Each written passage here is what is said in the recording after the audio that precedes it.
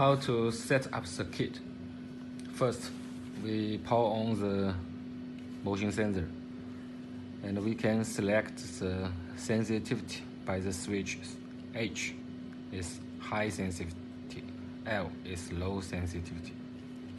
Okay, we insert the 3 pieces 1.5 voltage alkaline batteries. If the sensor be powered, the indicator light will light for 5 seconds, and the sensor can be activated after about 30 seconds. And then we plug the receiver into the outlet. The kit has been programmed before shipment, so we can wave your hands in front of the sensor eye to activate the sensor. And then we install the back cover by the screws like this.